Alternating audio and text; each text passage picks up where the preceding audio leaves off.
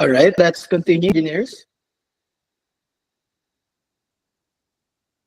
Okay, so let's proceed sa number 21. A flagpole 3 meters high stands on top of a pedestal 2 meters high above the ground. At a distance x meters from the base of the pedestal and on the same horizontal plane of that pedestal, the flagpole and the pedestal subtend equal angles. Okay, find the value of x. So ano ba yung sinasabi dyan, guys? So drawing natin yung situation na problem. Okay? Sabihin natin ito yung pedestal natin, guys. Okay, tapos may nakapatong daw dyan na flagpole. Okay? So yung taas daw ng pedestal natin na to, okay, that is equal sa 2 meters. Tapos yung flagpole naman, 3 meters naman daw ito. Tapos may distance x daw tayo mula dun sa pedestal, no? Kung saan yung nagsasubtend na angle ng flagpole, same lang dun sa nagsasubtend na angle ng pedestal. Pag sinabi nating subtended angle, guys, yun yung angle kung paano natin nakikita yung object. So kung paano natin nakikita yung flagpole, yan yung angle niya, guys. Kung paano natin nakikita yung pedestal, yan din. Okay? That is angle theta lang din natin. So kung re-recreate natin, guys, yung maliit na triangle, okay? So ito yung taas ng pedestal. Ito sabihin natin layo nung pole mula doon sa observer point is x. Tapos ito yung theta natin. So pwede natin sabihin, guys, na yung tangent theta natin is equal kay 2 over x. Next, i-consider naman natin, guys, yung mas malaking triangle. So basically, ito, guys, magiging 2 theta na ito. Okay, tapos taas nito magiging 5 meters na. Dito, guys, yung x. So pwedeng sabihin na si tangent 2 theta naman, equal naman to sa 5 over x. Kung titignan natin yung pairings natin, guys, okay, yung tangent ng double angle natin, equal lang sa 2 tangent ni x over 1 minus tangent squared x. So pwedeng ipalit dito, guys, no? So pwedeng gawin yan na 2 tangent ni theta, okay, over 1 minus tangent squared theta natin. Kasi plug-in lang natin yung tangent theta natin na 2 over x. So 2 times 2 over x all over 1 minus 2 over x squared is equal to 5 over x. Okay? Ito, guys, multiply natin yung left side ng x squared over x squared para mawala yung complex fraction natin. So ito, guys, magiging equal lang din sa 4x, okay, over x squared minus 4 equal lang din kay 5 over x. Through cross multiplication, it is magiging 4x squared is equal to 5x squared minus 20. Magiging 20 is equal to x squared lang din ito. Pag pinagpalit natin yung position ni 4x squared and negative 20, getting the square root of both sides. So x natin equal lang din, guys, kay square root ni 20. Or pwede lang din ma-simplify to 2 square root of 5. Okay? So answer natin dyan, guys. Okay, that is 2 square root of 5.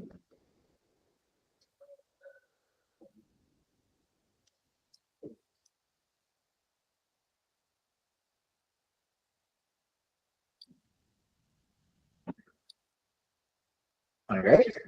Question about this one, guys. Kumanti tayo.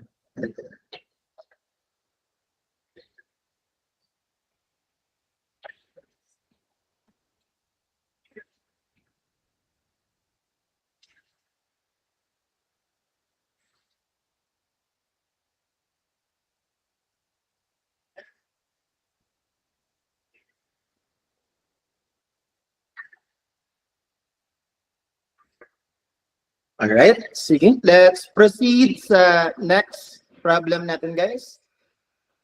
Okay. Number 22. If arc tangent of 2x plus arc tangent of 3x is equal to 45 degrees, what is the numerical value of x? Okay. Actually, ito, guys, pwede na natin i-recta sa calc yan. So, in arctan, same lang din kay inverse tangent. Don't forget nga lang, guys, to enclose it, no, into parentheses. Plus inverse tangent ni 3x. Again, arctan, same lang kay inverse tangent. Equal daw dapat to, guys, sa 45 degrees. Solve natin. Option natin ito ng mga x. Pinakamababa is 1/6, pinakamataas is 1/2. Sabihin natin, ano na lang, 1/3 na lang ilagay natin. Ayun. So, na-solve natin ang value ni x. Para maging fraction siya, guys, lagay niya lang yung alpha x. Ayun, no? So, equal lang din siya, guys, kay 1/6 natin.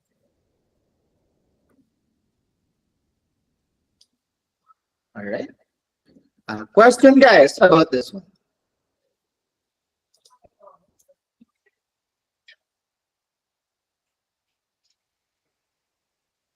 Okay, mukhang wala naman. Sige. Proceed na natin to, guys. Okay, let's proceed sa problem number 23 natin.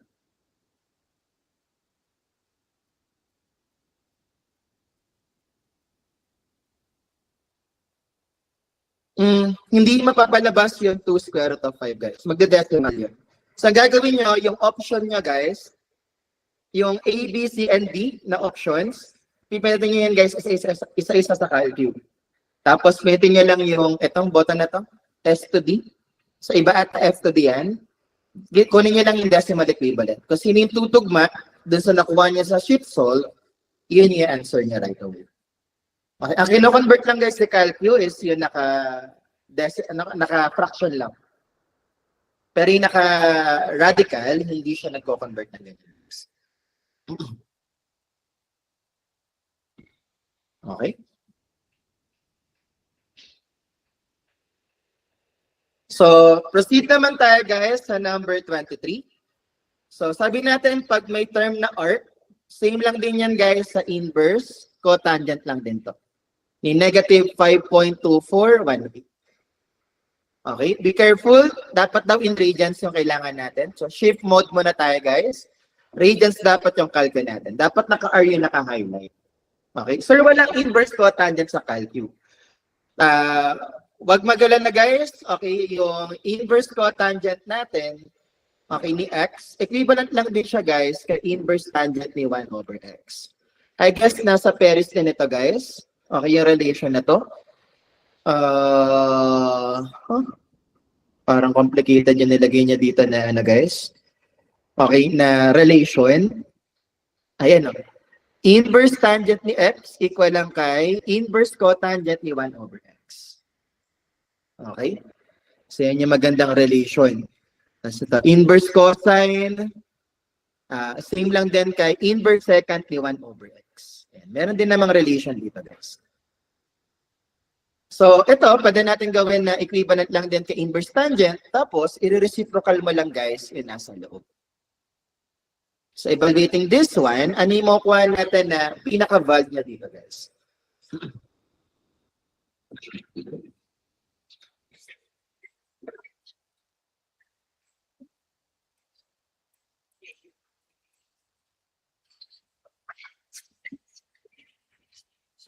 Okay, so makukuha natin is negative 0.189 lang. Guys, bakit negative 0.723 nakuha natin?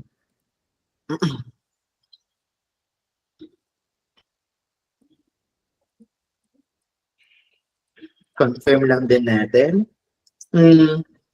Yung negative 10.8, guys, ma-achieve niyan pag naka-decrease yung calculus. Dapat naka-radians tayo, guys.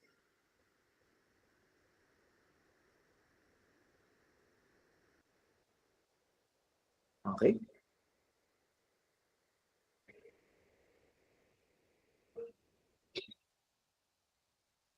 Yung iba pa, guys, na wala sa calculus, yung inverse secant ni x. Pwede natin ito gawin na equivalent lang din kay inverse cosine ni 1/x. Tapos yung inverse cosecant ni x, pwede natin gawin na inverse sine lang din to, guys, ni 1/x natin. Okay. So, pwede ganyan relation. Guys, ang kailangan natin, value ng inverse cotangent natin in radians. Kasi pag din-decrease mo yan, pag in-decrease natin, negative 10.8 yung makukuha nyo. Pero, kailangan, guys, naka-radians daw.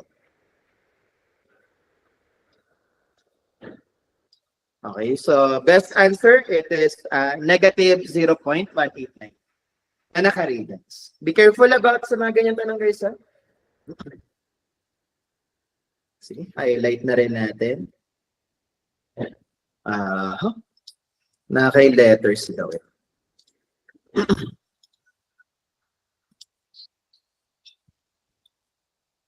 Alright, let's proceed sa number 24.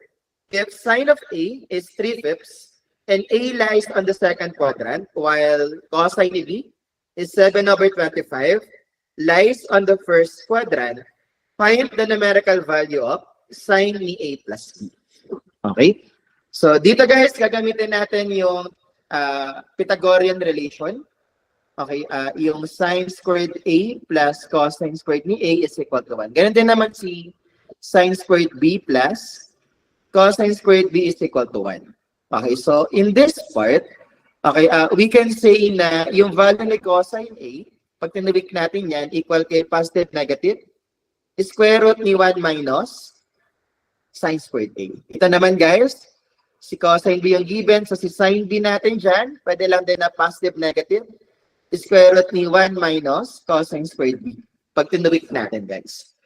Okay? So in this case, okay, para makuha guys si cosine ni A, nasa second quadrant daw to. Ano sabi natin guys, pag nasa second quadrant, add sugar to coffee. Okay, ang positive lang guys, second quadrant, si sine lang, only sine. So yung cosine value natin, it should be negative. So that will be negative ni square root ni 1 minus, ang sine A natin is given na 3/5 ito guys. So generating the value of cosine A, ano yung makuha natin na cosine A dito guys? Okay, so that is negative 4/5. Next, doon naman tayo kay sine ni B. Si angle A daw natin, angle B daw natin is nasa first quadrant. So sabi natin, di ba, sa add sugar to coffee, pag nasa first quadrant, all are positive. So si ano natin guys, si sine B natin, positive din ito. So 1 minus cosine squared, 7/25 squared. Ano naman yung makuha natin na sine B natin dito guys? Okay, so that is 24/25 naman to. Okay, expanding the value of ano natin guys, sine A plus B. Sabi natin that is sin cos cosine. So sine A cosine B plus cosine A sine B. Sine A natin given na 3/5. Cosine B natin given na 7/25. Okay, plus. Cosine A natin, na-obtain natin is negative 4/5. Sine B natin, nakuha natin is 24/25. Okay, so evaluating the value of sine A plus B. Ano yung pinaka-makukuha natin dyan, guys? Alright, so that is equivalent lang din sa negative 3/5 lang din ito. Okay, sige guys, copy mo na.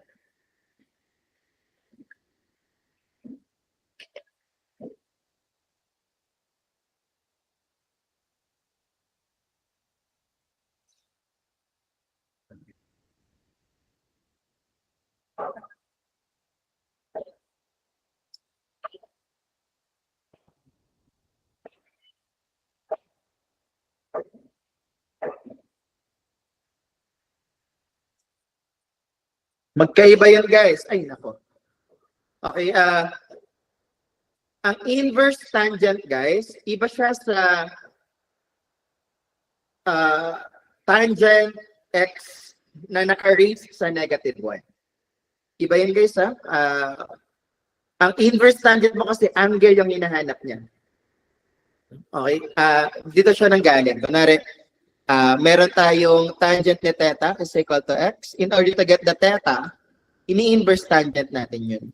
Iba siya guys doon sa tangent ni x na naka-raise sa negative 1. Ito, 1 over tangent yan. Okay? Pero pag ganito, gusto mo makita yung angle, ini-inverse tangent mo yan. Be careful about those two. Magkaiba to guys. Yung parenthesis tangent x raised to negative 1 kay inverse tangent ni x. Okay?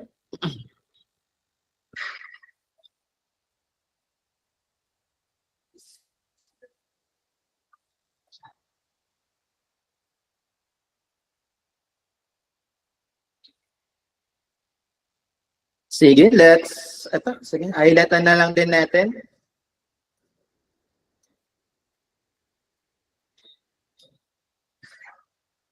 Okay, so that is yung first option natin, guys. Okay, next, proceed tayo, guys, sa number 25. Okay, if A plus B plus C is equal to 180 degrees, and the sum of their tangents is equal to 3, find out the numerical value of the product of their tangents. Alright? So, paano naman yung pinakagagawin natin sa ganito, guys? Alright? Saan ba tayo dito? Inipisan lang natin. Okay? So, meron daw tayo... yeah.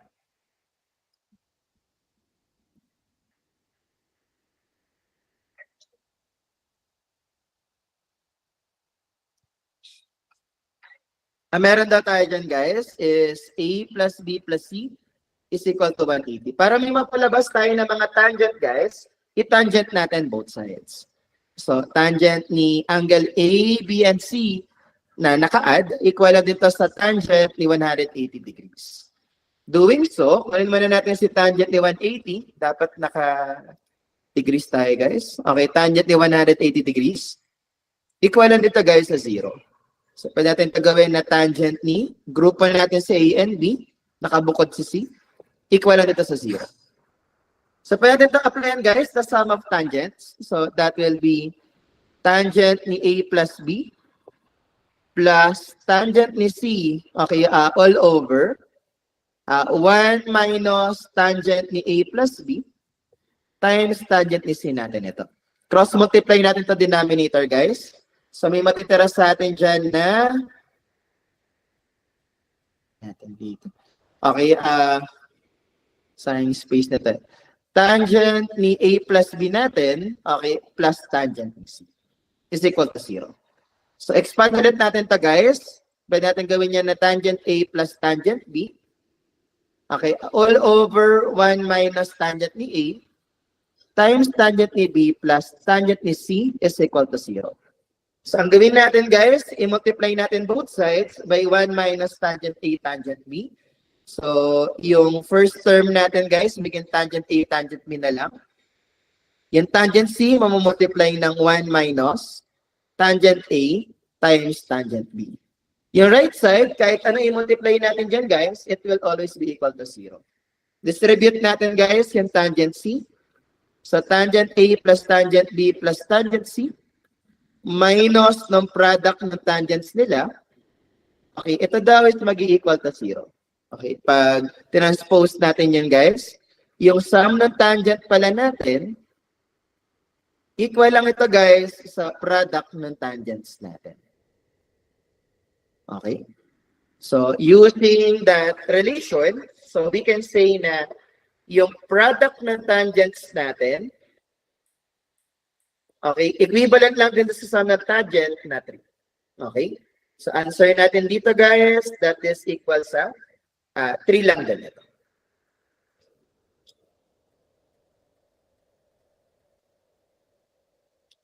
Okay. Question, guys, about this.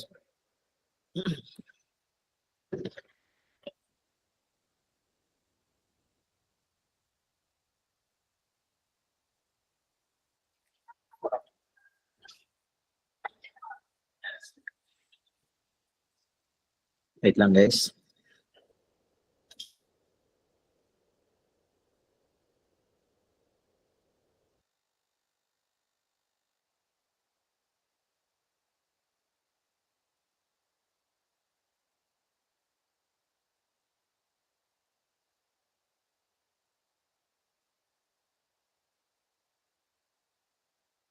Sorry ka nag-intermission. Okay, nagbaboses muna kasi ako, guys.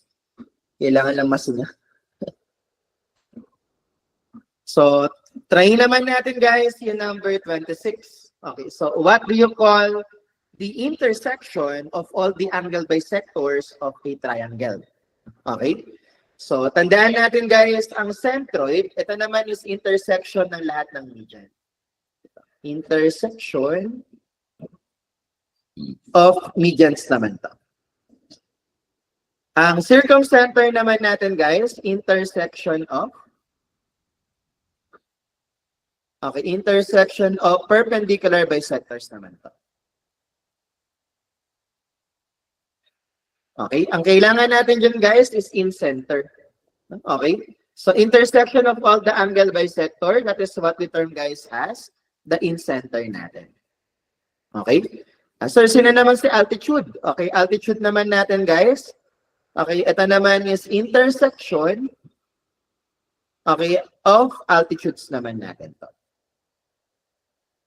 Okay, so yan yung tandaan natin, guys, no? Okay, about sa mga different natin, different values natin. So sino po yung median? Okay, ang median natin, guys, kunwari may triangle tayo. Okay, from the vertex, ang gagawin niya, guys, is ibabisect niya. Okay, itong opposite side natin. Ang tawag natin dyan, that is the median. Okay? Sir, sino naman si perpendicular bisector? Ang perpendicular bisector natin, guys, okay, parang siyang median, pero hindi siya manggagaling sa vertex. So, ibabisect niya, guys, yung particular side and perpendicular siya sa side na yun. So, ibabisect niya to. So, that is what we term as the perpendicular bisector natin. So, sino naman si angle bisector? Angle bisector natin, guys, by the name itself, okay, ang ginagawa niya, guys, dun sa vertex angle natin, binabisect niya to. Okay, so yan si angle bisector. Okay, so, sir, sino si altitude? Altitude naman natin, guys. Okay, gamit na naman natin to. It is from the opposite vertex, magdodraw tayo ng perpendicular line sa opposite side. So ito naman tinatawag natin na altitude. Okay? So pag drawing down natin lahat ng median, yung intersection ng mga medians na yun, that is what we term as the centroid. Okay? Tapos kapag, ano naman, guys, drawing natin lahat ng perpendicular bisectors, okay, ang intersection daw nun, guys, is what we term as the circumcenter. Okay? Actually, si circumcenter, ito rin yung center ng circumscribing circle. Pag nag-drawing tayo ng circle sa labas ng triangle, yung center nun, that is also termed as the circumcenter. In center, ito guys, sabi natin, intersection ng lahat ng angle bisector. Siya rin guys, yung center ng inscribed triangle. Pag naglagay tayo ng circle sa loob, yung center nun guys, is in center lang din yung tawag. Bisector, nagkahati. Nagbabisect. So, angle bisector, hinahati niya yung angle. Binabisect niya yung angle. Alright? Any more question, guys?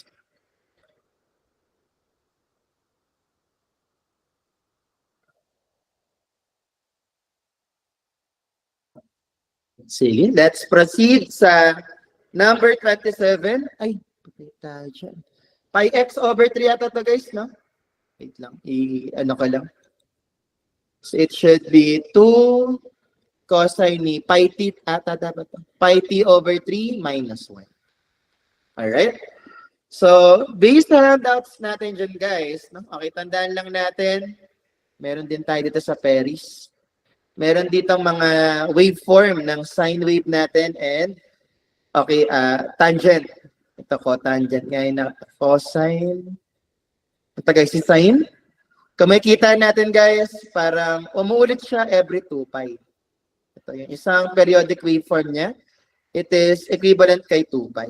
So ito yung periodic waveform niya guys. So, nakukompleto yung ano niya guys, waveform niya every 2 pi. Ganun din si cosine. Si tangent naman guys, para nakukompleto yung waveform niya. Okay, pag kinuha natin yan, yung pagitan ni pi over 2 and negative pi over 2.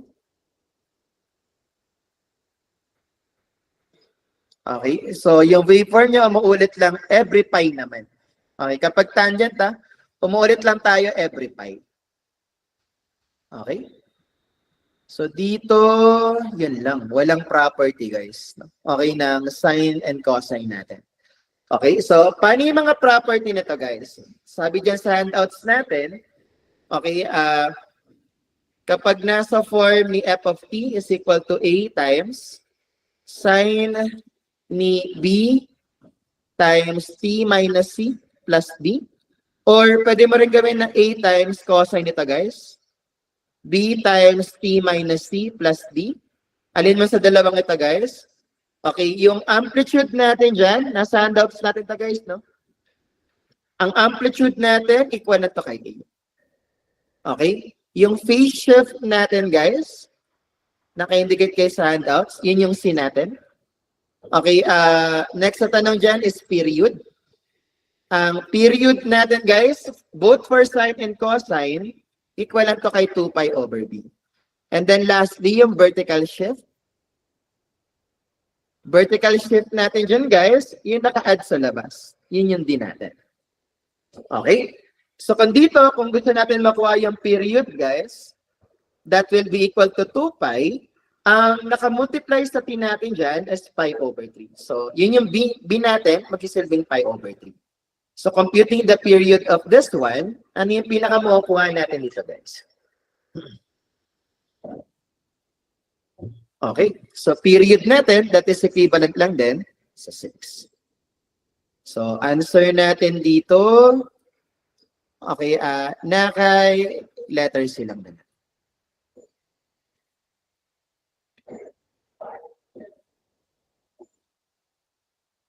Okay. So kung gusto natin kunin yung iba pang values, guys, okay, pwede rin natin makita dito yung amplitude din. Okay, amplitude natin, lagi lang yun kung ano yung value na nakamultiply sa labas. So that will be 2. Phase shift, kung phase shift yung gusto natin makuha, guys, be careful about this one.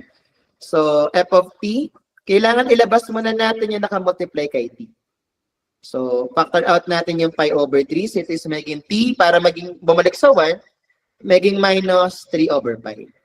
Ang phase shift natin dyan, guys, yun yung naka-rectang minus kay t. So it should be 3 over pi radians. And then vertical shift natin, guys, wala naman naka-add sa labas, no? So that is equivalent lang din sa 0. Okay, so yan yung mga tatandaan natin, guys, na pwedeng makuha, okay, doon sa okay, function of time natin, no? Okay, ng mga trigonometric functions. Any question, guys, about this one?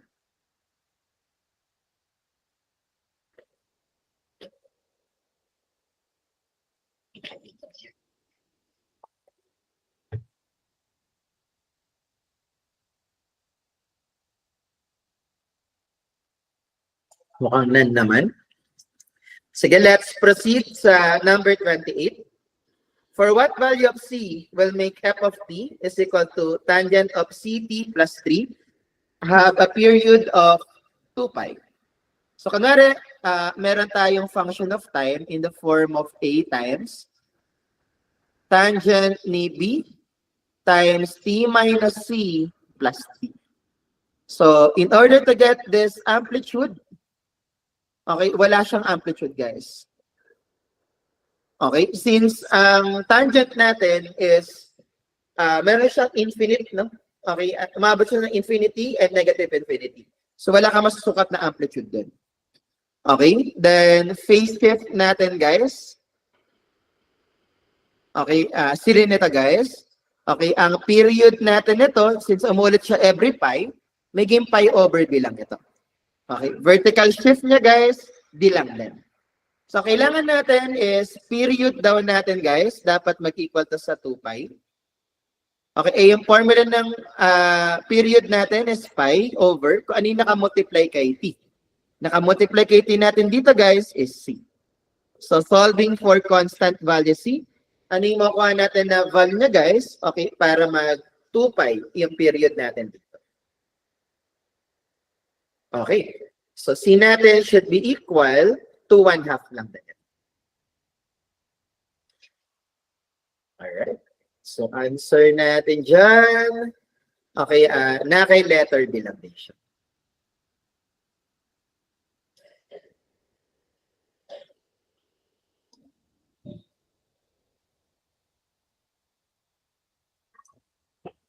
Okay.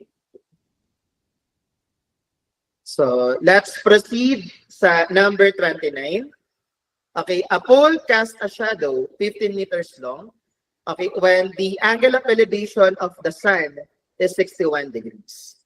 Okay, if the pole is leaned 15 degrees from the vertical, okay, directly towards the sun, determine daw natin yung length ng pole natin, guys. Okay? So, drawing muna natin yung sunlight, guys. Basta sun yan.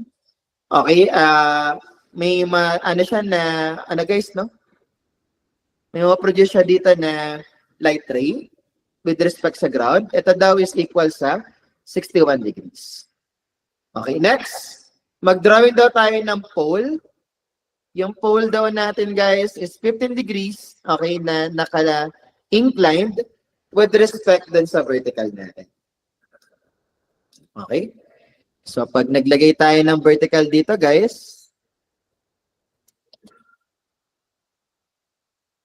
yung angle daw natin na to with respect to vertical, it is 15 degrees. Okay, tapos, ang binigay sa atin, guys, na, okay, shadow length, equivalent daw to sa 15 meters.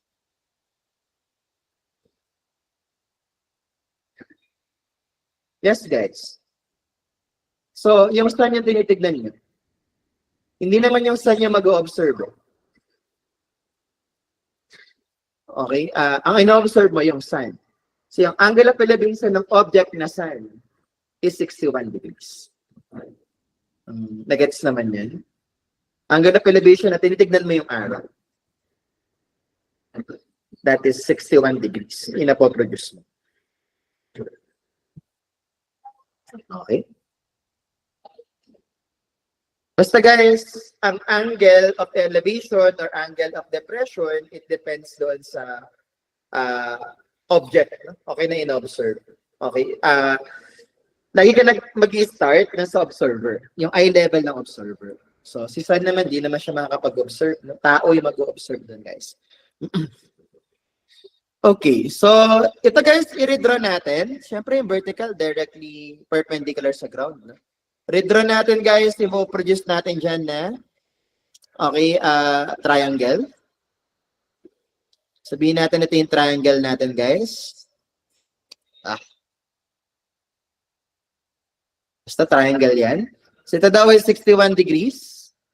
Yung shadow natin is 15 meters. Ito daw yung okay, length ng shadow natin guys.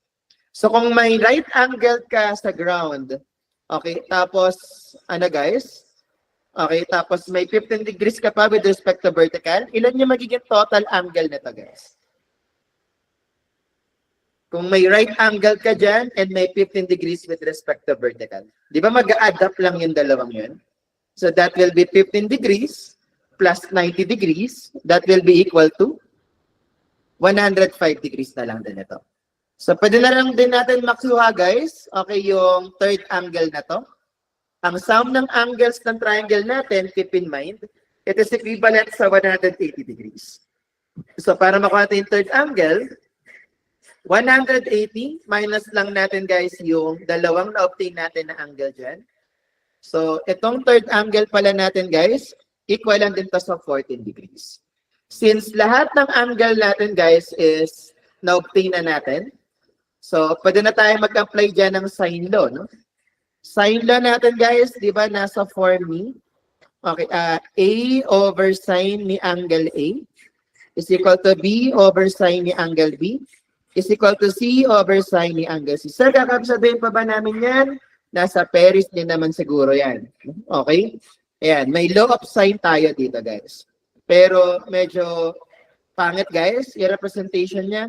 Kasi yung angle na nilagay niya dito sa triangle natin is alpha, beta, and gamma. Okay? Pero kung mas gets yun na ganyan, guys, okay lang din. Okay? Next, i-ano natin to guys. Okay? Length ng pole natin, opposite niya sa 61 degrees. So, length L over sine na 61 degrees. Equal lang ito dun sa length ng shadow na 15. Opposite angle niya, guys, is 14 degrees.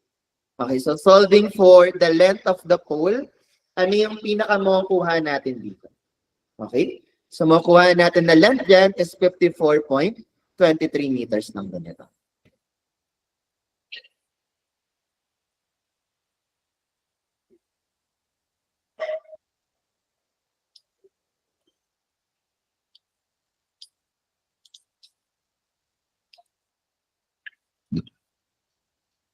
Okay.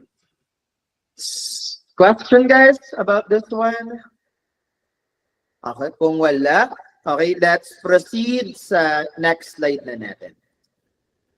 Okay, we have 3 circles now with centers A, B, and C have respective radii of 50, 30, and 20 inches. Okay, and are tangent to each other externally.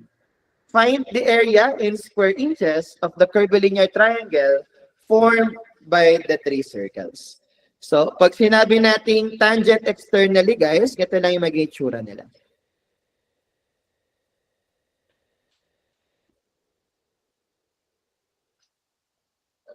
Ayan.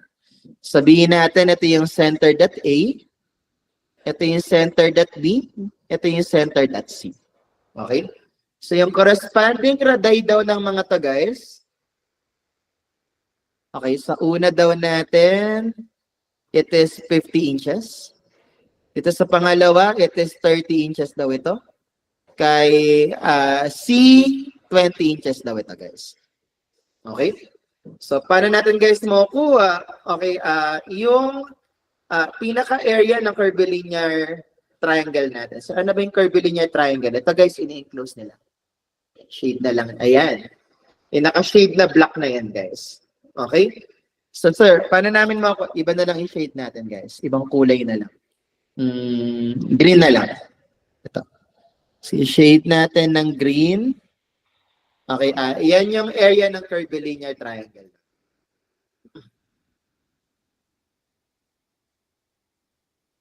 Alright?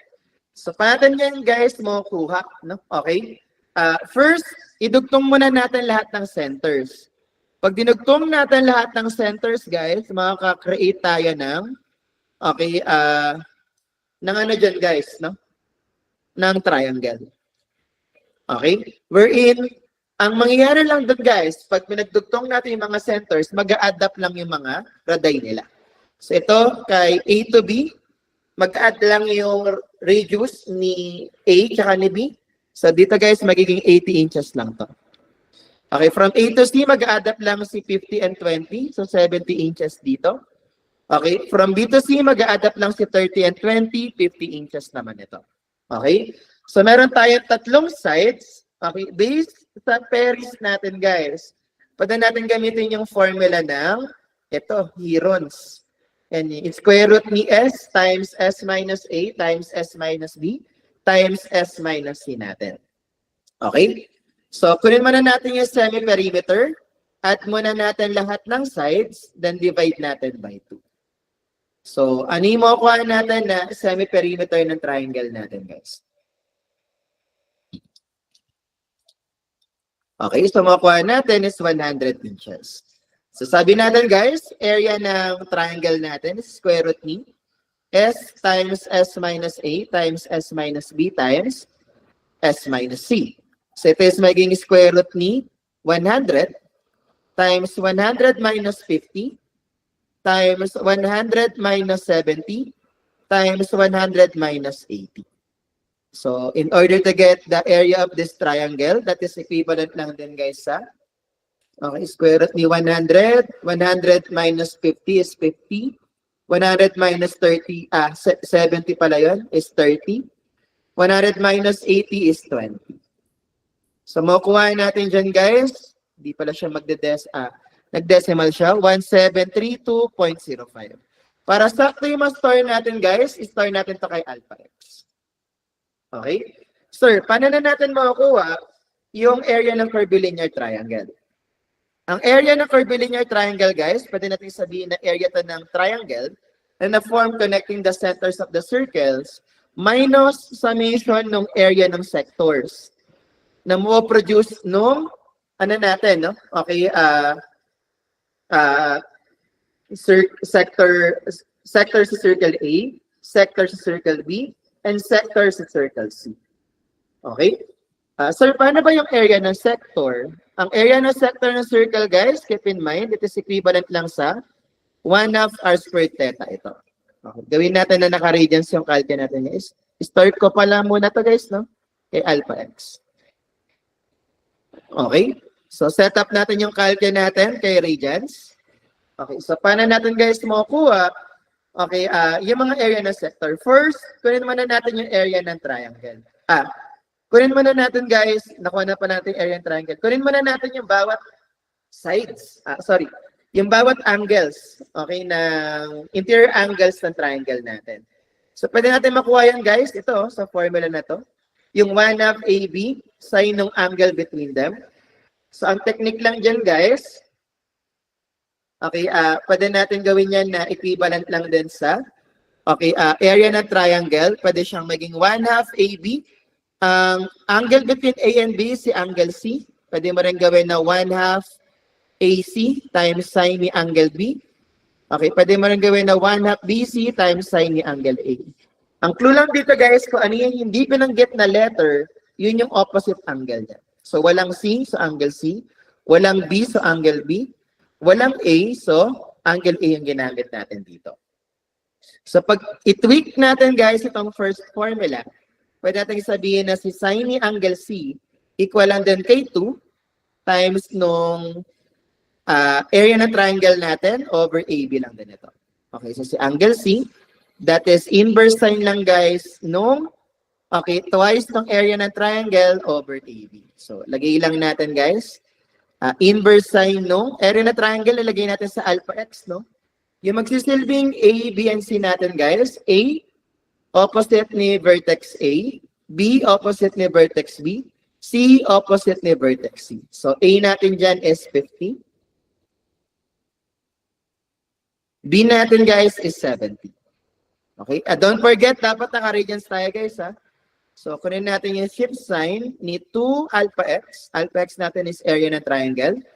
Okay, over 50 times 70. Kung naman yung makuha natin value dyan, guys, store natin kay alpha c. Ito, store natin kay alpha c. Pag ito naman yung tinawik natin, guys, okay, we can say na si angle B natin is inverse sine lang ng twice ng area ni triangle over AC lang ito. So that will be equal to inverse sine ni 2 alpha x all over 50 times 80 lang ito. Okay, so pag in-evaluate naman natin to, guys, okay, 50 times 80 lang ito. Store naman natin to, guys, kay alpha b.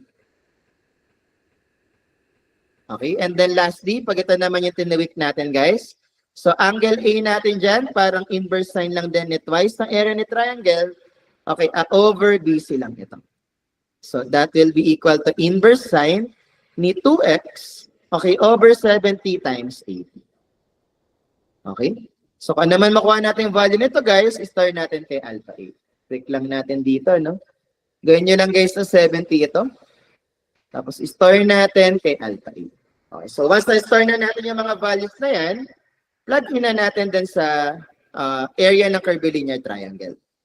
Sabi natin, ito is area ng circle na in-store natin kay alpha x minus summation ng area ng mga sectors. So this is 1/2. Area kapag center A yung gamit natin, ang radius natin din is 50. Yung vertex A natin na kay alpha A lang ito. Plus 1/2.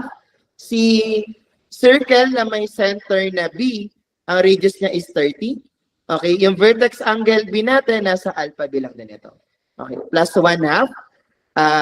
Kapag centered at C, radius natin is 20. Vertex angle C natin is store natin kay alpha C. So, try natin ito, guys. Lagay lang natin alpha x minus. Okay, 1/2 is 0.5 lang din. Okay, 50 squared times ni alpha A. Okay, plus 0.5 times 30 squared. Multiply lang natin to kay alpha B. Okay, plus 0.5 times 20 squared. Multiply lang natin to, guys, kay alpha C. Alpha C. So, evaluating the area of the curvilinear triangle. Okay, ano yung pinaka nakuha niyo dyan, guys?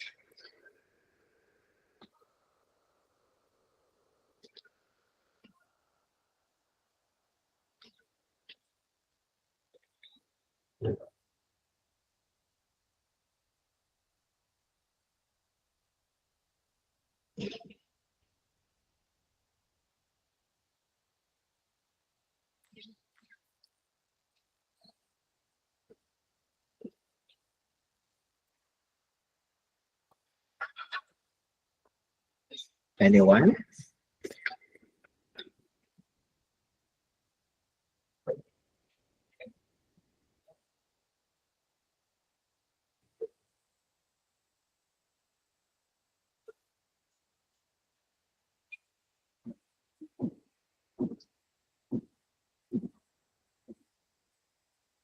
Wala bang nag-try? Okay, so makukuha natin dyan is, okay, it is around 141 point.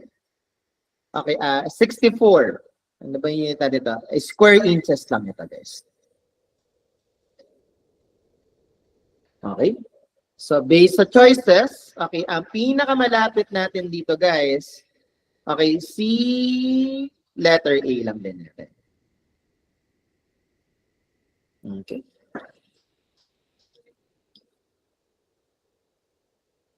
Sir, paano po malalaman if degrees or radians mode ang gagamitin sa calculus po? Okay, kapag area ng sector, automatically radians dapat yun, guys. Kasi namumultiply lang natin yung angle pag naka-radian siya.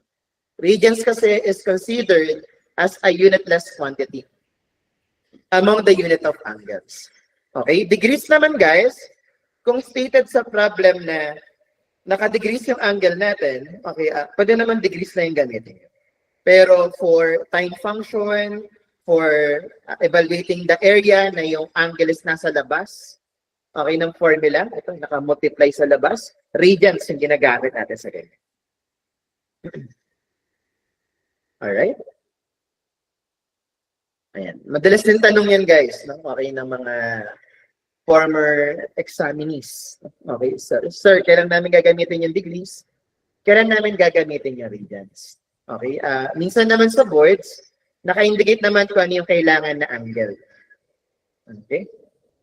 Pero guys, basta kapag sa formula ng sector ng circle, okay, na gusto niya ito, na rekta na formula ng area niya, yung theta natin dyan dapat naka-radians. Yes, pag may multiplier sa labas, dapat naka-radian siya. Magagamit na rin yan, guys, pagdating natin ng related rates sa differential calculus. Kapag may rate of change ng angle, yung rate of change ng angle na yun, guys, just in case na ang given sa problem niya is naka-degrees, kailangan niyo pa yun i-convert in radians. Kasi ang pwede lang i-multiply sa labas is naka-radians dapat.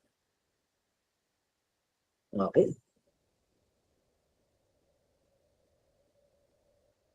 Sige. Let's proceed na siguro sa number 31. 31 pa lang kami.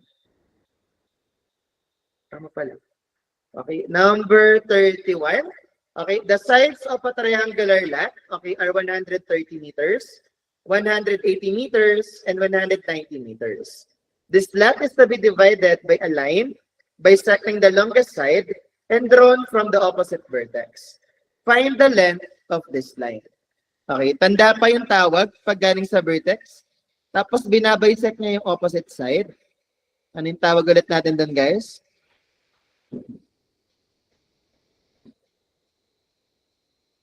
Anyone? So, but longest side si 119, no? So, kailangan daw natin, guys, i-bisect ito. So, ito yung kailangan natin na makuha na value, no? Okay, yung X mark na yun. So, ano yung tawag natin dyan, guys? Balikan natin dito sa dinrawing natin kanina. Yun, that is correct. Okay, that is what we term as median. Nice, nakikinig. Very good kayo dun, guys. Okay, meron tayong direct formula to get the length of the median. So, mukhang wala dito sa Paris. I think wala sa Paris, guys, yung formula na yon. Okay, Sad naman. So, paano guys yung gagawin natin kung wala sa pairings? Ito yung tatandaan natin ng formula. Okay, ang sukat ng median natin, that is equivalent lang din kay 1/2, is square root ni, medyo, ano ba guys? Parang may construction na naririnig on the background. O wala naman? Medyo may ginagawa ata sa tabi.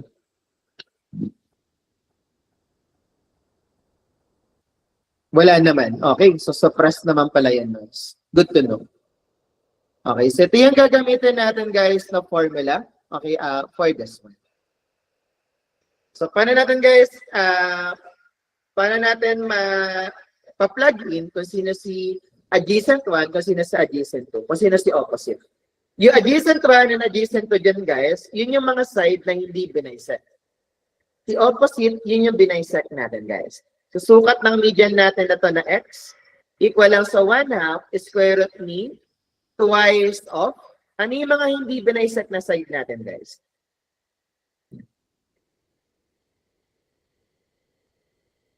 Ang hindi dyan hinatik, yung dalawang shorter sides, si 130 tsaka si 180. Tapos yung hinatik natin dyan, guys, yung longest side na 190. So, evaluating the, length of the median. Okay na din draw natin dyan. Okay, ano yung pinaka makukuha natin?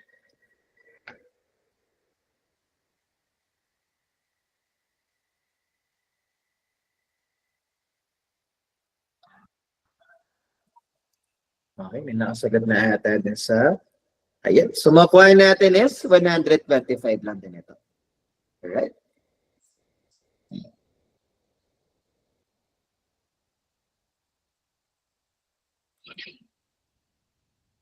So, answer natin. Okay, kay letter D lang din ito, guys.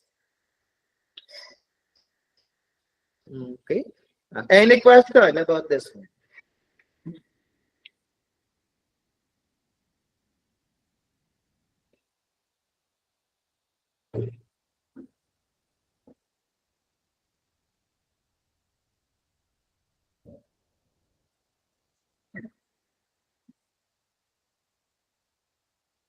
Alright, mukhang wala. Sige, let's proceed. Meron pala. Sir, ang median po ba ma-apply to any triangle? Yes, guys. Okay, anong triangle pa yan? Pwede nating makuha yung length ng median natin. Lahat yan may median. Guys, yung yung formula na yun, sukat lang ng median yan. Baka kung saan niya siya gamitin. So lahat ng triangle natin may median naman yun, guys. Okay. So let's proceed sa number 32. Find the area, okay, of a circle circumscribing an equilateral triangle having each side measuring 10 centimeters. Okay? Tignan natin si Paris, guys, kung may formula siya for equilateral triangle. Mukhang wala. Wala ata siyang formula for equilateral triangle, pero pwede nating ma-derive. Okay, kung may equilateral triangle ka, guys, lahat ng sides niyan are equal. Tapos, bawat angle niyan, guys, is 60 degrees. So, pwede mong gamitin yung formula ng triangle na may dalawang adjacent side and may included angle. Yun yung natin, guys, no? 1/2 AB sine ni angle C. So, pwede lang din to, guys, no? 1/2 A and B natin, pwede lang din na X. Angle C natin is 60 degrees. So, kunin lang natin, guys, yung 1/2 ni sine ni 60. Okay, so that is equivalent lang din kay square root of 3/4. Kaya, area ng equilateral triangle natin, guys, equal lang din ito sa x squared, square root of 3/4 lang to. Okay? Ano pa? Find out the area of the circle circumscribing. So pag sinabing circumscribing yung circle natin, guys, dapat nasa labas. Okay, so paano ba yung area ng triangle pag yung circle natin is nasa labas? Okay, tignan lang natin dito, guys. Asan ba yung area ng triangle natin dyan? Ito. Okay, ito yung mga designated value natin, guys. R daw natin na maliit, radius of the inscribed circle. Di yan yung kailangan natin. Kailangan natin circle sa labas. Capital R natin, radius of the circumscribed circle. Yun yung kailangan natin, yung malaking R. So, ang formula na pwede natin gamitin, ito. R daw natin is ABC over 4R. Hindi kasi natin alam yung angle na to eh. So, ito na lang. No? ABC over 4 times ng area ng triangle. Okay?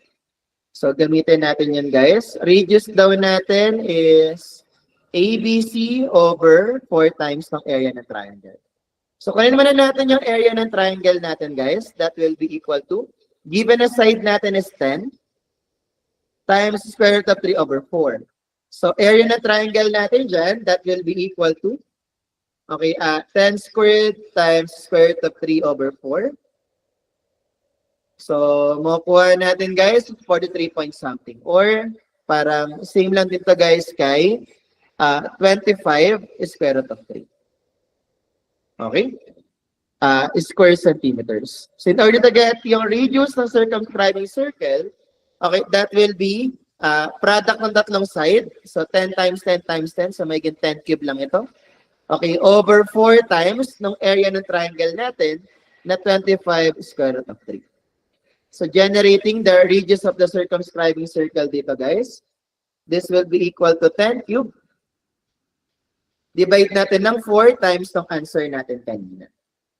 Okay, so that will be equal to, okay, 5.77 lang din yung makikita natin. 8th edition yung ginagamit natin kanina, guys. Pero, nasa 9th edition din naman yun. Ito, guys, oh.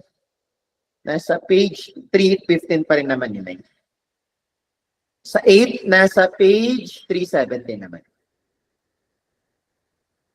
Okay? 315, 9, 317 sa 8. Okay? So, ito guys, equivalent daw sa 5.77. Okay? Pero luckily guys, may kita natin to sa answer. Nakastore yan sa answer, yung radius natin na yan. So, in order to get the area of the circle, pi r squared lang din ito. Type na lang natin sa calc, pi, answer squared na lang din ito.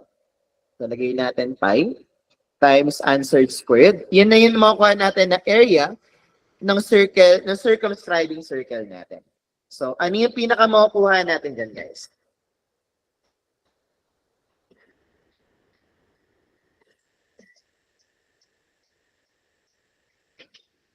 Okay. So, makukuha natin na area natin dyan is 104.72 square centimeters lang din ito. Alright.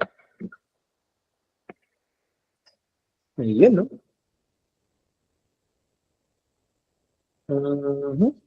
So, naka-letter C lang din siya. Question so far, guys. So, it will come in handy, no? Okay, yung handbook natin. So, may kita lang din natin yung mga, ano dyan, mga formulas natin dyan, guys. Alright.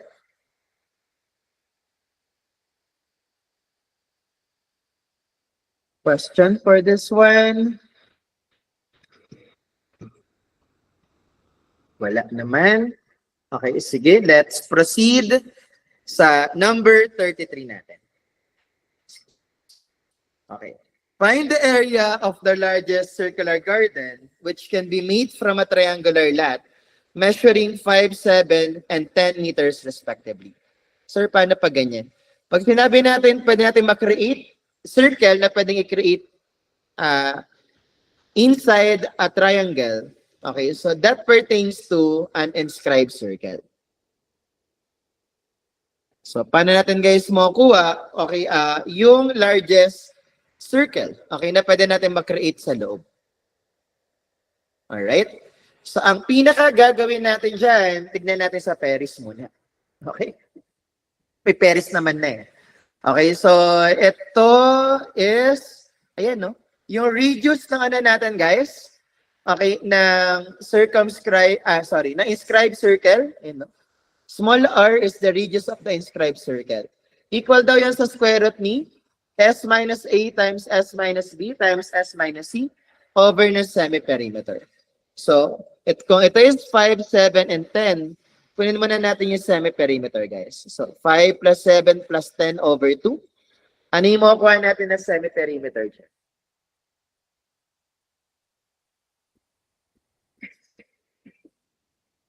Okay, so makukuha natin semi-perimeter is 11. Sabi sa handbook, okay, ang radius daw na inscribed circle equal daw to sa square root ni s minus a times s minus b times s minus c over s. So this will be equal lang din, guys, kay square root ni semi-perimeter natin given na 11, no? 11 minus 5 times 11 minus 7 times 11 minus 10. Divide lang natin ito na semi-perimeter na 11. So, makukuha na natin yung radius natin din, guys. Okay? Ano yung makukuha natin na radius, guys? So, that is around 2 square root of 66 over 11. Eh, nakastore naman na ito, guys, sa answer. In order to get the area of the circle, pwede natin gawin na pi r squared lang or pi times tong answer squared natin. So, ano yung magiging area nung circular garden natin dito, guys? Okay, so that is equivalent lang din sa 6.85 square meters lang ito. Alright. So, answer natin, okay, nakay letter B lang din siya. Ayan. So, sobrang na, guys, no? Okay, sobrang gandang gamitin ng handbook natin. Okay, litaw na doon yung mga kailangan natin gamitin, no? Okay, sa mga ganitong types ng problem.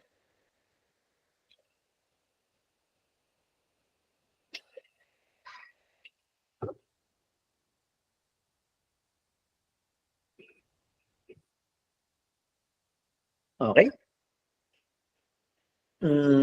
Question, guys, about this one.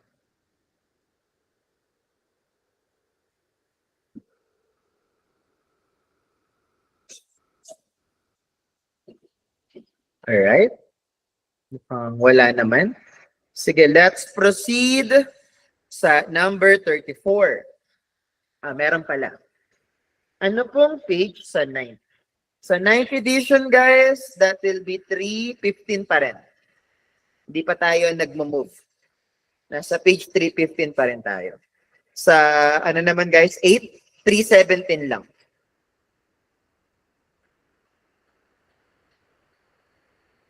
Ito, relations between, saan ba natin nakita yun?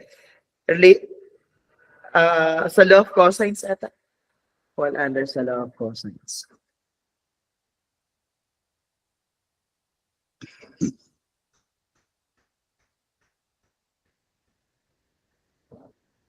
Okay. So, proceed tayo, guys, sa number 34. Find the radius of the circle that can be described in a triangle with sides 7, 24, and 25. So, pwede ulit natin gamitin yung kanina. Pag radius na inscribed circle, sabi natin, square root ni s minus a, s minus b times s minus c. Okay, divide natin by s. Ay, ang bilis. Wait lang. So, sa perimeter natin, add lang natin, guys, yung sides, then divide natin by 2. Ano muna yung semi-perimeter natin, guys? So, that is 28. Okay, so radius natin, guys, that will be equal to square root ni 28 minus 7, 28 minus 24, times 28 minus 25. Okay, divide natin ni 28. Ayun na nga. So, makukuha natin na radius is 3 centimeters lang na ito. Alright? May mas shortcut pa dito, guys. Though, syempre, mas madali na yung sa Paris. Kasi litaw na yung formula eh. Okay, yung shortcut natin dyan, guys, okay, kailangan muna natin i-verify kung it is a side of a right triangle. So, tingnan natin kung si 7 squared plus 24 squared equal kay 25 squared. So 625. 25 squared, 625. Okay, so it is sides of right triangle. So kung sides ng right triangle yan, guys, ang shortcut daw na radius natin is sum ng two shorter legs minus hypotenuse over 2 lang ito. Okay? So ang shorter legs natin are 7 and 24 and hypotenuse natin is 25, yung longest side. Tama ba? Mag 3 centimeters lang din ito, guys.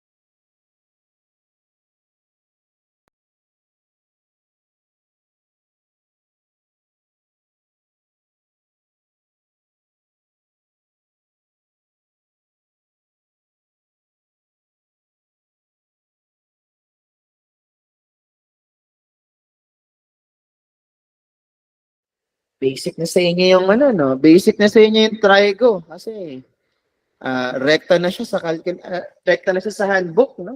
Okay, mga formulas natin.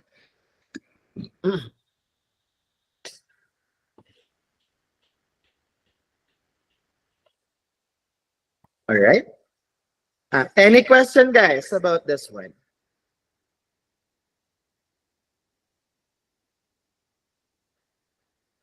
Wala naman. Sige, let's proceed to the next one.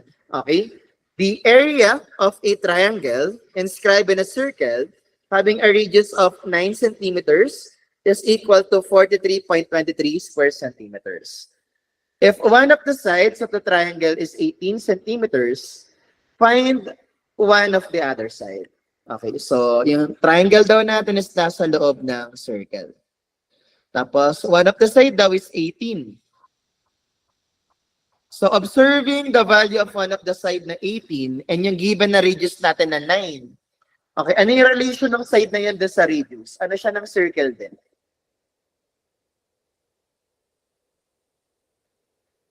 Yeah, that is correct. Okay, that is also the diameter, okay, no circle natin, yung isang side natin. And ito yung keep in mind natin. Kapag isa sa mga sides ng triangle na nasa loob ng circle is the diameter mismo ng circle natin, yung na-form natin na triangle sa loob is automatically a right triangle. Alright? Sabihin natin, may base and height ka dito. So, pwede nating ma-relate yan, guys, na b squared plus h squared equivalent to kay 18 squared. Gawin natin ang first equation to, guys. Isa pang pwede natin gawin na equation, sabi dito, area ng triangle sa loob is 43.23. And if we have a base and a height of a right triangle, di ba pwede lang din area ng triangle is base times height over 2. So cross multiply yung 2. So product pala ng base and height natin is 86.46. So we can represent yung height natin as 86.46 over b lang din ito.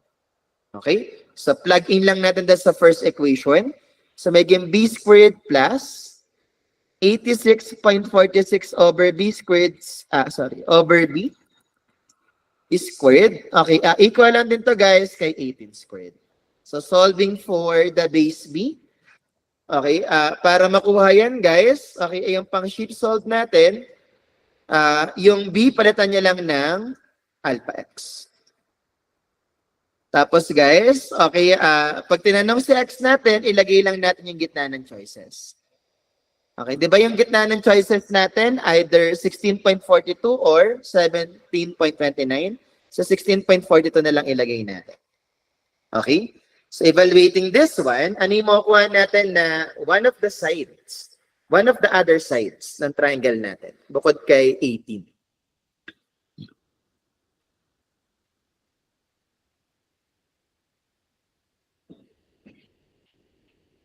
Anyone? Okay, so makuha natin that is around 17.29 centimeters lang din ito. Okay. So that's how we solve, okay, this kind of problem. Tandaan nyo na, kapag isa sa mga sides ng triangle is the diameter na mismo ng circle, so automatically, yung triangle natin sa loob is a right triangle right away. Question, guys, about this one.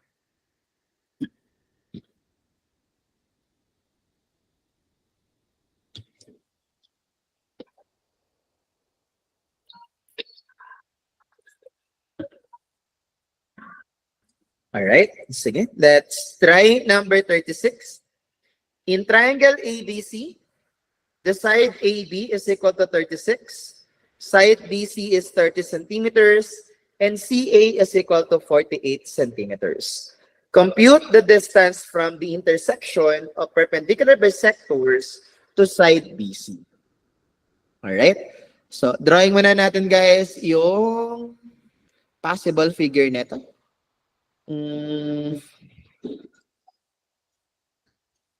Okay, so parang ganito, guys. So, BC natin is 30 centimeters, AB natin is 36 centimeters, CA natin is 48 centimeters.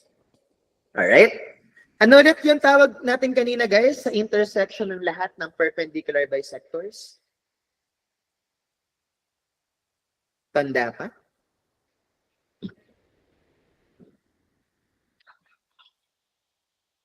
That is correct. That is circumcenter natin. Okay? So kung magdodrawing tayo, guys, ng circle na nag-circumscribe sa said triangle natin, okay?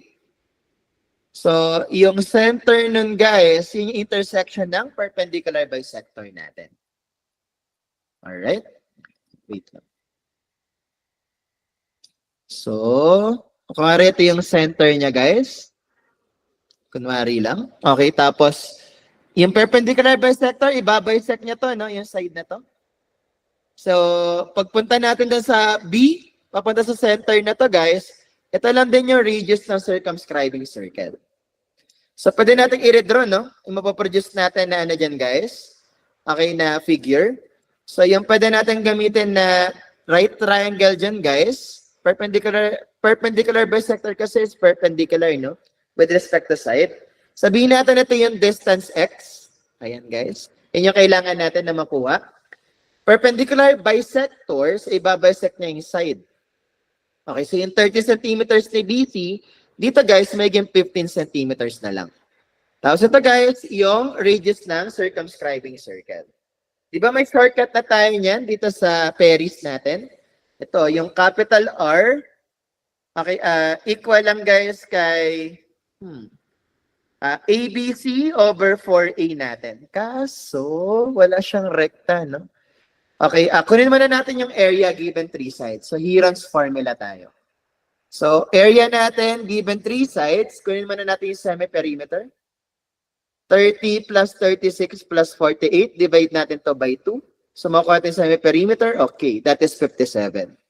So, area ng triangle given 3 sides, sabi natin that is S times S minus A, S minus B times S minus C.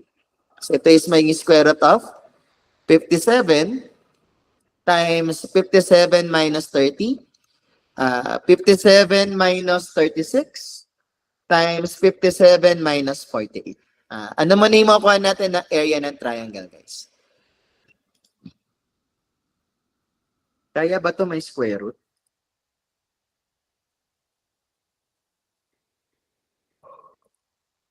Kaya naman, no? So, it is 27 square root of 399. Sabi natin kanina, guys, yung radius ng circumscribing circle natin based sa Paris, ABC over 4A lang ito. So, that will be A, B, and C are the sides of the triangle. So, 30 times 36 over 48. Divide lang natin, guys, ng 4 times area ng triangle natin na 27 square root of 399. So, lagay lang natin, guys, 30 times 36 times 48. Actually, yung area natin na yan, nasa previous answer lang natin. So, makuha natin na radius ng circumscribing circle. Okay, 24.03 lang din, yes. Okay, pero nakastore yan sa answer. Pwede tayo mag-apply ng Pythagorean theorem sa triangle na to.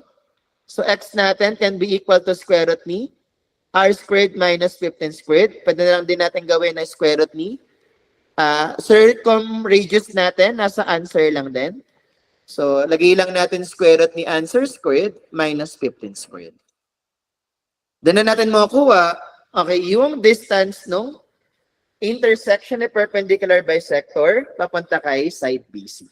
So, that is okay. That is 18.77 centimeters lang din ito. Okay. So, answer natin, may kita lang din natin guys sa okay, letter B natin.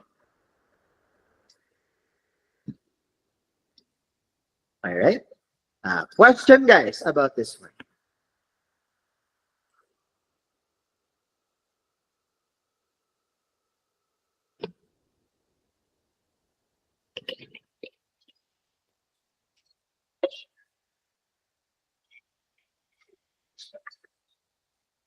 Okay. Sir, bakit po nag-circumscribe circle? Since guys, ang intersection ng perpendicular bisector is the circumcenter. Okay, therefore, okay, circumcenter is also the center of the circumscribing circle. Kaya nag-circumscribe circle tayo guys. Kasi yung intersection na binabanggit dyan, distance from the intersection ng perpendicular bisector, center din ng circumscribing circle. Paano nakuha yung R? Guys, Paris. Ito, capital R. Equals sa ABC over 4A. Nakalagay na siya sa handbook. R sa figure. Ito guys. Yun din yun guys. Same lang. Yung R sa Paris, yun din yung R natin dito. From center papunta sa vertex B, di ba radius lang din yan ng circle? From the center at any point on the circle, di ba radius lang din yan guys? Radius ng circumscribing circle. Nagets naman yan? Bakit ganun? Ba't yun yung R? Ito guys, perpendicular lang. Perpendicular bisector yan, di ba?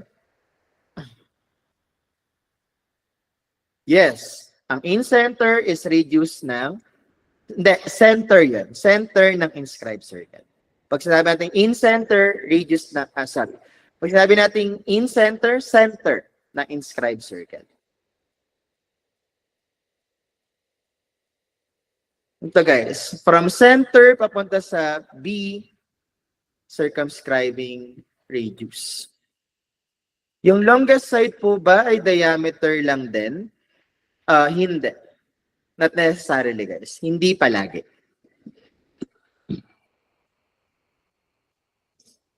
Possible pero hindi palagi. Paano po ulit nakuha yung 15? 15 guys, di ba perpendicular bisector? Di ba ang ginagawa ni perpendicular bisector, binabisect yung particular side na yun. So ang ibabisect daw natin is side BC. Kaya from 30, hatiin mo yun. Divide mo by 2. Maging 15 lang. Nasagot naman na lahat. Guys, yung sa R sa figure din, okay na ba yun guys? Na tanggal na ba yung confusion about that one?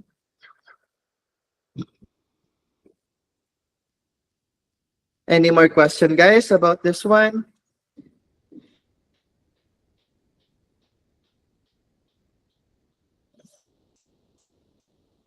None na? Okay, sige. Proceed na tayo guys sa next problem natin. Find the area of the smallest triangle in square units that can be formed from the given parts. Okay, B is equal to 28.6. Side C equal to 44.3. And angle B is equal to 23.3 degrees. So, sa ganito guys, tinatawag natin to na ambiguous case. So, pag sinabi nating ambiguous case, okay, is dun sa given na values ng triangle, merong multiple possible triangles na magkasatisfy. Kaya siya tinawag na ambiguous case. Okay, so paano natin kukunin guys, yung smallest triangle, area na smallest triangle na mo-produce dito. Pwede tayo mag-cosine law, no? Okay, with side B.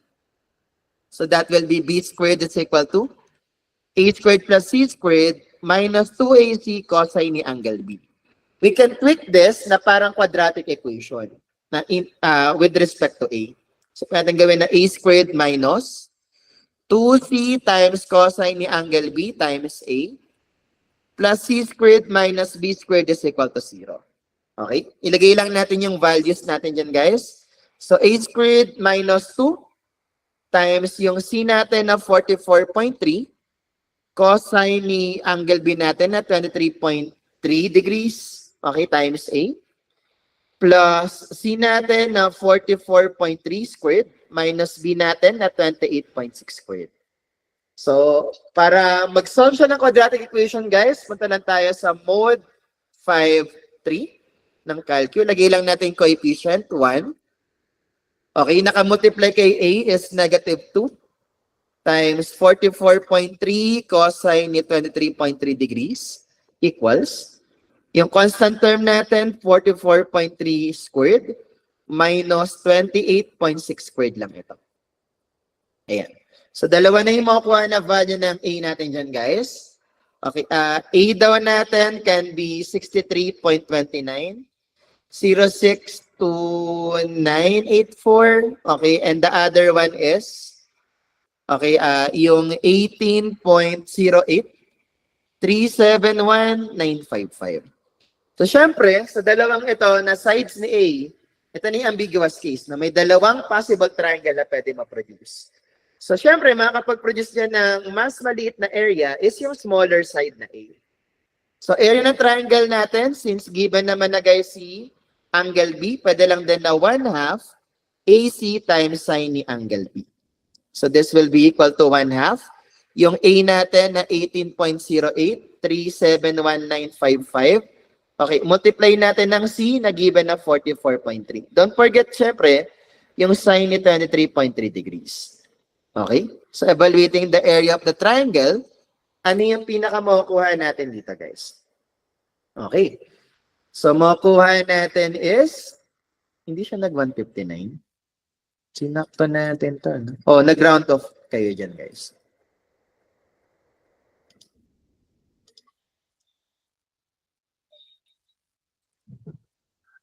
Siyempre, gusto natin parang halos saktong-sakto eh. Oo nga, di nga siya sumakto. 158.44 nga lang ito. Okay, square units.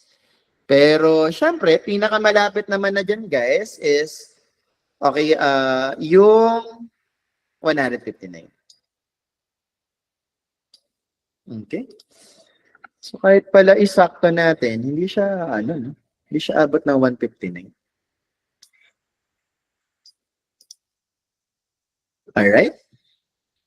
Question guys about sa ambiguous case natin.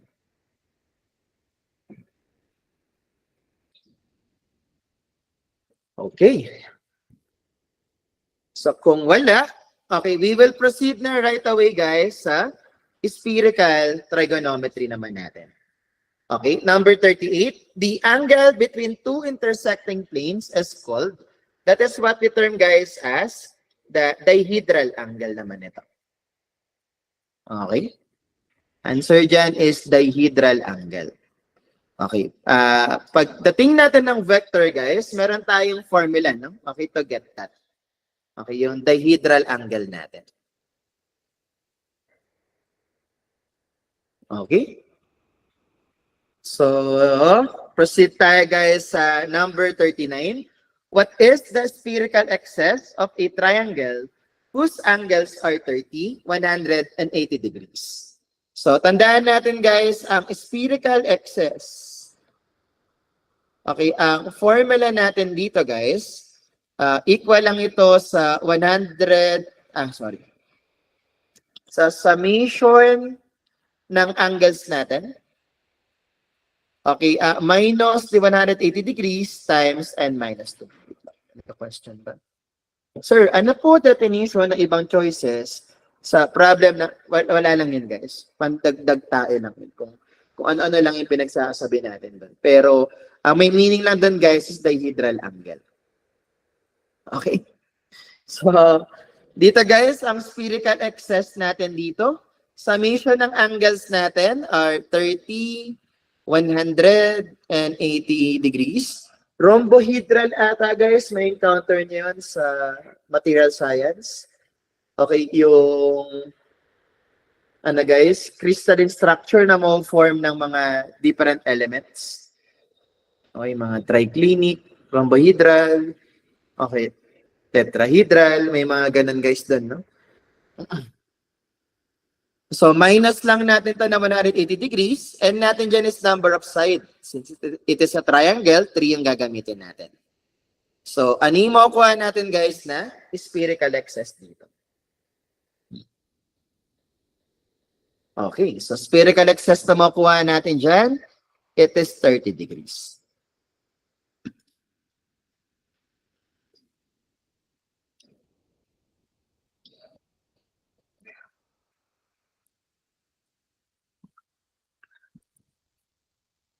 Next, punta tayo guys sa number 40.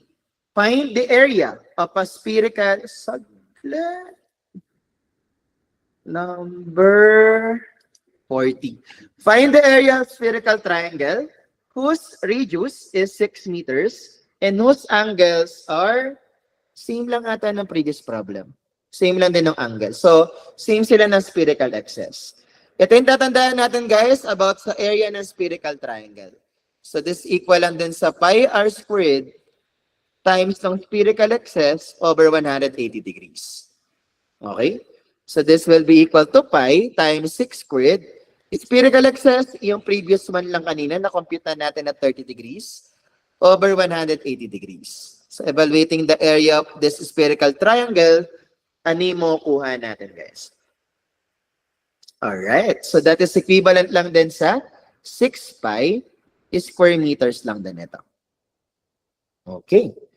So, answer natin. Okay, makikita lang din natin guys kay... Ay, nangyari.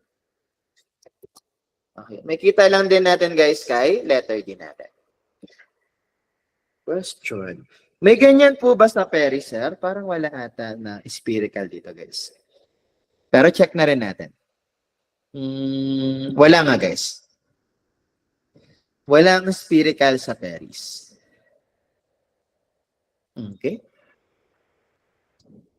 So, let's proceed sa number 41. Okay, for a spherical triangle with sides 130, 30, and 90, which of the following is true? Sabi natin kanina guys, yung triangle inequality natin, applicable din sa pagdating natin ng spherical triangle. Okay? So, dapat, yung third side natin, guys, must be greater than, okay, doon sa absolute value na difference ng dalawang side or less than sa sum ng dalawang side. Kahit sa sum na lang yung tignan natin, guys, no? Okay, 130 plus 30. Mas malaki ba yan sa 90, guys? Definitely, no? 160 is greater than 90. How about si 30 and 90? Yung sum ba nun, guys, mas malaki kay 130? Mas malaki ba siya, guys? 30 plus 90? Greater than ba siya kay 130? Excuse. No, no? Okay. Dahil hindi na nag-satisfy, guys, okay, answer natin dyan, it doesn't exist. Okay, yung ganitong klaseng spherical triangle. Sir, sides pero naka-angle yung unit niya. Okay, yes guys. Okay, pag spherical triangle, okay, naka-angle din yung sides natin. Alright. So, last two problems ata tayo, no? Okay, number 42. The area of an equilateral spherical triangle is 10 pi square meters. Find the measure of each angle if its radius is 10. Alright? So, binigay na yung area. Ito daw is 10 pi. Binigay din yung radius na 10. Hindi nga lang natin alam yung kada angle ng spherical triangle natin. Since it is equilateral, lahat ng angles niya are equal. So, pwedeng sabihin na sum of angles will be 3x na lang. Minus 180 na lang din ito. Since ang n natin is 3, 180 times 3 minus 2 is 180 lang din. Di ba sabi natin ang area, it is pi r squared e over 180. So, it is magiging 10 pi equal to pi times 10 squared times, ito pwede maging 3x minus 180 all over 180 lang din ito. So, solving for the unknown angle x na equal angles ng equilateral spherical triangle natin, ano yung makukuha natin na equal angles niya, guys? Alright. So, that is equivalent lang din sa 66 degrees ito.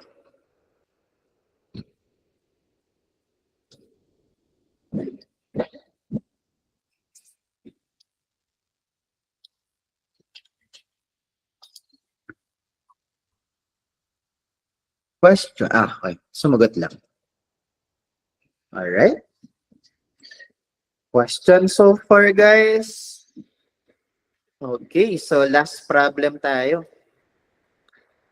Ano ba yung last problem natin? Okay. Find the volume of a spherical hexagon whose angles are, actually ano to guys? Spherical hexagonal pyramid dapat yan. Whose angles are of this 6 and the radius of the sphere is 10. Okay? Pag volume ng spherical pyramid naman guys, ang formula natin is pi r cube, spherical excess over 540 degrees. So, saan ba nakuha yan? Ang volume kasi natin guys, pwede mo rin gawin na area times change in radius. So, kung yung area mo is pi r squared e over 180 degrees, dr, so magiging na lang to, no? Pi r cube over 3e over 180. 3 times 180, 540 lang din. Doon lang nakuha to, guys. Okay? So, kunin muna natin yung spherical excess.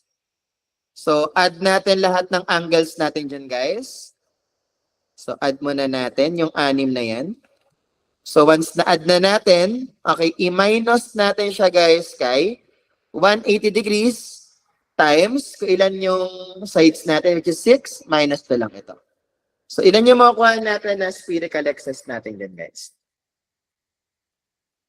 Okay, so makukuha natin, that is 111 degrees. So, plug in na natin ito, guys, sa volume. That will be pi times 10 cube times 111 degrees over 540 degrees. So, with this, ano naman yung makukuha natin na volume, guys? Okay, so that is 645.8 lang din ito. Alright. Tapos din. Sir, need po ba i-memorize yan na formula for volume? Okay, pwede naman yung area lang, guys. Tapos integrate nyo na lang with respect to R. Okay, pero syempre, yan yung pinaka-volume ng spherical pyramid natin. Okay, you can also memorize that. Any more question, guys?